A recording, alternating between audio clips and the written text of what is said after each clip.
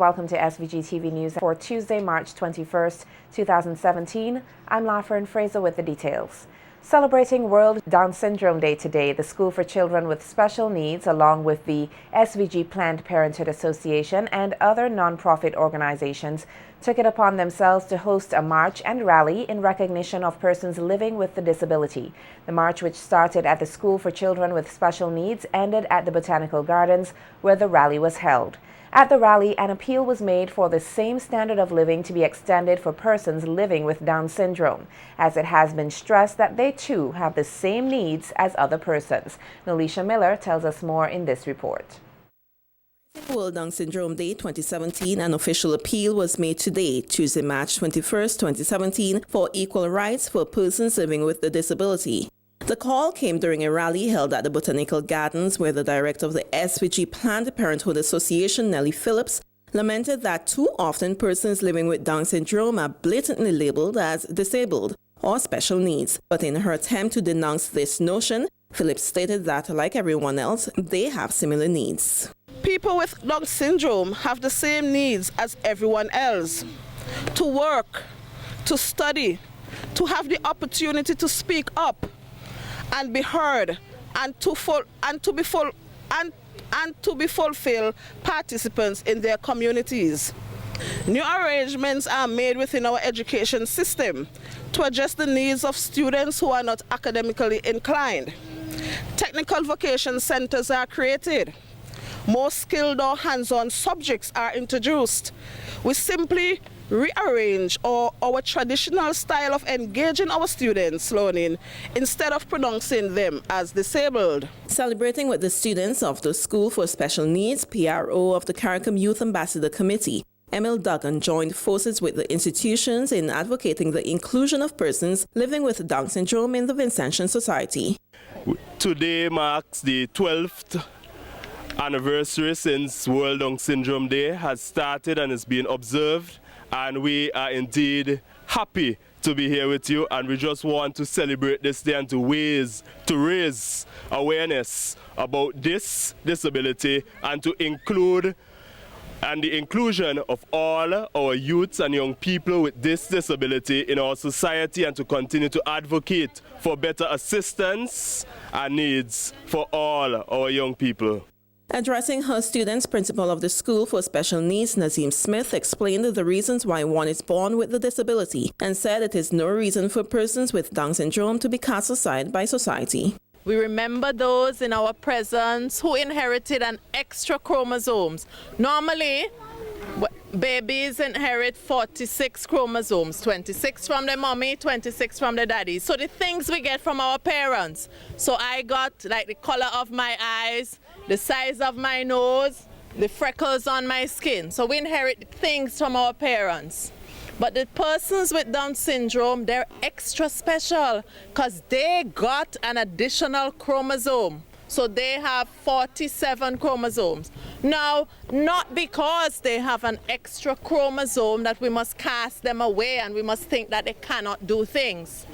Let's remember the things that disability does not prevent us from doing. Smith further stated that, like everyone else, persons living with Down syndrome deserves equal opportunities for them to have a bright future. So when we think about individuals with Down syndrome, we need to remember that they can learn. Right? You saw the children performing. We need to remember that they can work and they should be given the opportunity to work. They can have independent lives. They can love. And if we look around, just like the color of our socks, they are beautiful. They have beautiful personalities. So if you don't know somebody with Down syndrome today, it means that you are being robbed from getting that love from that person. So those persons with Down syndrome, they have an extra chromosome to rock. Just like today we're rocking our socks, we need to remember all the wonderful things that they can teach us. So let's not rob ourselves from learning from them. Let's love somebody with Down syndrome today. World Down Syndrome Day is recognized every year on March 21st in an effort to raise awareness about the condition. Nolisha Miller, The Evening News. Possibilities are being explored to seek ways in which the bilateral cooperation between the governments of SVG and the Republic of China on Taiwan can be expanded. That's according to Minister of Health, Wellness and the Environment Luke Brown, speaking at Monday's handing over ceremony of 4 ambulances made possible from the support of the government of Taiwan through funds from the Civic Development Program. Expressing his gratitude to the government and people of Taiwan for their continued solidarity and cooperation, the health minister highlighted numerous benefits derived from the diplomatic ties in relation to the local healthcare sector. Brown added that the medical and health cooperation and collaboration between both nations must be highlighted and appreciated, as it has gone a long way in strengthening SVG's capability and ability to deliver quality healthcare services. The country has been generous over and over again. It has, as you've already heard, made donations of hospital equipment. And last year, when the world was in the throes of an Ebola outbreak, Taiwan provided some specific funding to aid us in our response.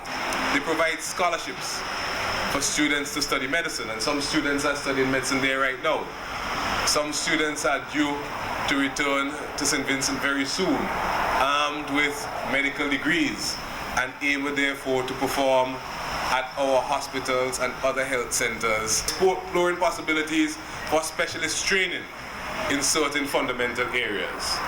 We want to see if we might, for instance, have some postgraduate opportunities for specialist training in critical fields like cardiology, to strengthen our ability to deal with some of the local health problems, including our response to non-communicable diseases and cancer, which we know to be a special issue that requires some of our attention. Meanwhile, ROC Taiwan Ambassador to SVG, His Excellency Ba Xuan-ger, highlighted the growing relationship between this country's Milton Cato Memorial Hospital and Taiwan's Shanghua Christian Hospital, which facilitates the training of healthcare professionals, with over 30 government officials and medical personnel here in SVG having benefited. The CCH each year sends 2 medical teams to visit Milton Cato Hospital. The 11th team will arrive in May of this year. In return, the CCH also hosts training programs or workshops for medical doctors, nurses, biomedical engineers, pharmacists, information laboratory technicians from St. Vincent and Grenadines. This year, 2 to 3 medical professionals are expected to visit the CCH to receive their training. Furthermore, the Taiwan International Cooperation Development Fund, Taiwan ICDF, has just initiated to introduce another major medical center in Taiwan to partner with St. Vincent Grenadines on a new public health-related cooperation project. The Ministry of Health and the Taiwan ICDF will further discuss the details and define the terms and scope of the cooperation before their launch later this year. The Ministry of Health, Wellness and the Environment, in its continued thrust toward the improvement of healthcare here in SVG, welcomed a new psychiatrist, Dr. Ermine Bell, to its team. According to the ministry, Dr. Bell, a Barbadian, will bring over 30 years of experience in the field of psychiatry that will benefit this country tremendously. Dr. Bell officially signed a contract with the Chief Personnel Officer, Corinne Gonsalves, on Monday, March 20th, to provide consultant psychiatric services for the next year. Dr. Bell joins the staff at the Mental Health Rehabilitation Center and will enhance the work that is already being done there. Cognizant that non-governmental organizations have an important responsibility in the development of the nation, an NGO legislation national consultation was held here today, Tuesday, March 21st, at the NIS Training Room. Hosted by the Ministries of Agriculture and Economic Planning in collaboration with WINFA and the Caribbean Policy Development Center, the CPDC. The workshop, which is funded by the European Union, is aimed at strengthening the capacity of the NGO or civil society movement to increase their bargaining powers, as well as influence policies which will further enhance transparency and good governance in the nation. Commending the gathering for their interest in being a part of the important event, WINFA coordinator Cozelle Fraser, while noting that the movement toward NGO-specific legislation has been in the works for over 10 years, stressed the need to revisit and treat the movement with urgency. The value of the partnership with civil society is something that has been recognized internationally. As you know, the partnership with civil society had been written into the Millennium Development Goal framework. It was further elaborated within the Sustainable Development Goals, specifically Goal 17 of that agenda. And even at the regional level, you would have heard about the Charter for Civil Society that has been some time as well. So in terms of the recognition, I think we have come a long way in terms of recognizing the value of the civil society movement in terms of connecting development to people on the ground. I believe as a civil society network that we have to demand the space for dialogue on this issue. We have to be prepared for it, and we have to have the requisite environment that complements the commitment that has been made to people and to continue development. So having this national consultation, we are hoping that what would happen through this is that we would have a better environment, we would create access to spaces for the network, but also that we would be able to unlock the potential to be able to access resources to ensure the survivability of the movement. Executive Director of the CPDC, Gordon Bisham, outlined that for many years, efforts have been made to position the civil society and other community organizations as the third sector. He added that all non-governmental organizations must play their part as a collective sector to meet and discuss their objectives, as well as participate in decision-making processes. We decided that we needed to find a way forward as we move towards the institutionalization of the relationship of the non-governmental organizations and the state, and to develop plans, socioeconomic plans, cultural plans. As we move forward, the Caribbean region to integrate into the global economy and to ensure that the voices of the marginalized and the vulnerable was heard. The task force is going to have a dialogue to understand clearly what is the state of play here in St. Vincent and the Grenadines? Because only by understanding what we have in place can we then start a conversation in terms of what we need to put in place and who we need to speak to in terms of our partners. Outlining that there was heroism exhibited by those who died and survived the rock gutter accident 2 years ago, Acting Prime Minister Montgomery Daniel is appealing to Vincentians to appreciate their heroes. Daniel, who is also the Member of Parliament for North Windward, said that the unveiling and blessing of a commemorative plaque at the accident site today, where the 7 students lost their lives after the bus in which they were traveling went over an embankment at the birthplace of this country's national hero and paramount chief of the indigenous people, Joseph Chatoyer. Daniel said Prime Minister Dr. Ralph Gonsalves, who initiated the idea of a commemorative plaque, is away on state business and regretted that he could not be part of the ceremony. He again reminded the gathering that it is important to appreciate those who make an impact to the nation while they are alive. Our history tells us that Joseph Chatoyer was born right in this area. He, as the chief of the Caribs then, dominated the windward side of the country. And Duvalley dominated the western side of the country. So that this area has tremendous historic value. And the Heroes Month should seek for us, or sought for us, to reflect on the heroes that have gone on before and those who are doing marvelous things in our communities. Ambassador to the Republic of China on Taiwan, Bao Xuange, said he was saddened by the tragedy, but is pleased that his country and the Taiwanese construction company, the OECC, could make a contribution to the memorial with a 40-kilo granite plaque. I called the OECC station manager, Charlie Chow, right away to see if the company could help out. Charlie, in the next few days, tried his best and finally find a Taiwanese company that agreed to work during the holiday season. There was another heartwarming development of this story when the owner of the Taiwanese company, Mr. Chang, learned about the tragedy and the purpose of this commemorative plaque. he was not only committed to source a piece of beautiful granite stone like this, but also decided to provide the plaque and the mason work free of charge. As the shipping from Asia to St. Vincent Grenadines encountered significant delay during the holiday season, this plaque didn't make it here on January 12th. However, the OECC, the Taiwanese company, and my embassy have coordinated closely all the way to make sure the plaque arrived safely. Expressing gratitude to the governments of this country and Taiwan, Inspector Ballantyne, who is the father of one of the deceased, specially thanked this country's leader for being a man of his word and described the plaque as a special tribute. Just does not show talk, it shows that he walked the talk.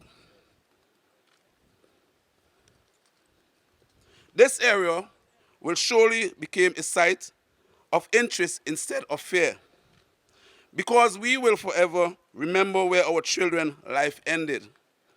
And so on behalf, again, of the parents of the deceased family, I want to thank the government of St. Vincent and the Grenadines for providing this monument so that it can actually remind us as to what transpired on January 12, 2015. I also want to take this opportunity to thank the Taiwanese government on behalf of the deceased family. Indeed, it showed the embedded relationship between the government of St. Vincent and the Grenadines and the love that the Taiwanese has for St. Vincent and the Grenadines.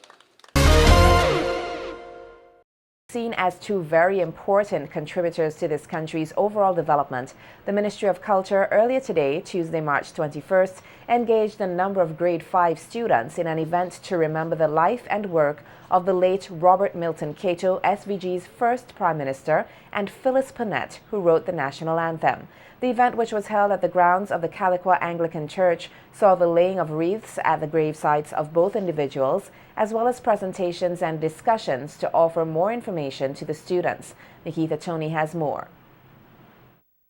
Played their part in laying a foundation for future generations of Vincentians, the life and work of the late Robert Milton Cato and Phyllis Panett were remembered and highlighted at an event hosted by the Department of Culture earlier today, Tuesday, March 21, 2017, at the St. Paul's Anglican Church grounds. The late Robert Milton Cato, who passed away on the 10th of February 1997, served as this nation's first Prime Minister and saw SVG throughout its independence process and went on to hold that status until 1984. Phyllis Panett was known for her music and writing the lyrics of this country's anthem, St. Vincent Land So Beautiful. She passed away on the 12th of October 2004. In his presentations at today's event, Cultural Officer Anthony Tibbles pointed out that in addition to their life and work, both individuals were also deeply entwined in their family life and the Anglican Church. He noted that the information shared would go a long way in building a greater awareness among the nation's youth about the men and women who helped to shape this nation. She was probably inspired by the beauty of the country, and she combined her love of music with her love of nature and got on with some other things. She has become an icon of St. Vincent and the Grenadines as a result. As young people, you remember these two very important people to our country. Robert Milton Cato, first Prime Minister when we became an independent country in 1979. The Kingstown Hospital is named after him. It is called the Robert Milton Cato Memorial Hospital. You are a little bit better informed than other children in our country because you know a little bit more about her life. The students gathered at the proceedings got the chance to share what they learned and also witnessed and partook in the laying of wreaths at the grave sites of the late nation builders. In a primary school, she was actually homeschooled, and there wasn't any more secondary school in St. Vincent, so she took a boat and go to Barbados. She was married to Mr. Ken Ponette and had 2 children. She also did mathematics, and then she came back to St. Vincent and she taught mathematics at Girls High School entertain people, and then she wrote her national anthem. When you hear people say barrister at law, that means the person is a lawyer. So that's something else we learned. Premier, 1969 to 1972, and First Prime Minister, 1979 and 1984. one who loved the Lord and served his country with devotion. The life and work of the late Robert Milton Cato, as well as Phyllis Bonnet, especially their contribution to this country's development post-independence, will forever be remembered. Nikita Tony reporting for SVG-TV News. Under the theme Forestry and Energy, this country joined the rest of the world today in commemorating International Day of the Forest. Celebrated on the first day of spring on March 21st, the United Nations established the day in 2012 and made the date official. In a telephone interview with SVG-TV News, Director of Forestry Fitzgerald Providence said the forest is a key element in the generation of water. He also highlighted that water is necessary to power hydroelectricity in this country. So it's important for us to join the community and celebrate or commemorate this important day, which highlights the importance of forests and trees to our lives and livelihoods. And this year's theme is about forests and energy, and it links directly the importance of forests and trees to renewable energy in terms of the charcoal we use, the wood products we use in producing energy.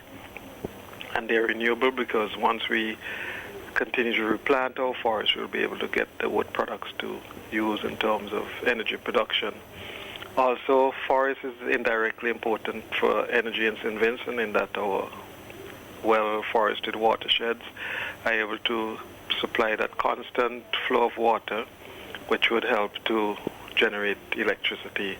And I'm sure the St. Vincent Electricity Companies appreciates that and the importance of forests in terms of the generation of hydropower. Providence further stated that the Forestry Department has collaborated with the National Parks, Rivers and Beaches Authority along with the Fisheries Department in the planting of trees in Camden Park, Montreal Gardens and Sandy Bay. Today we did a planting at the Camden Park playing field, which is being beautified or repaired, or so we were able to work with the community there in terms of planting some trees.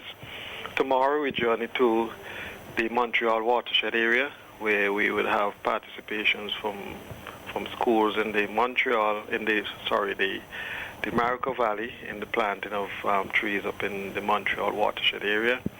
And also we'll be joining to Sandy Bay where we'll join with the schools out there in terms of doing some replanting of some planting of trees on the Big Sand area. Vincentians are being encouraged to become more aware about issues surrounding climate change and its impacts. The advice comes from Joan Ryan, Public Relations and Marketing Manager at the Central Water and Sewerage Authority, as she spoke with SVG-TV on activities in commemoration of Water Week. This year's activities, which began on Monday, March 20th, are being held under the theme Youth Sensitization on Climate Change.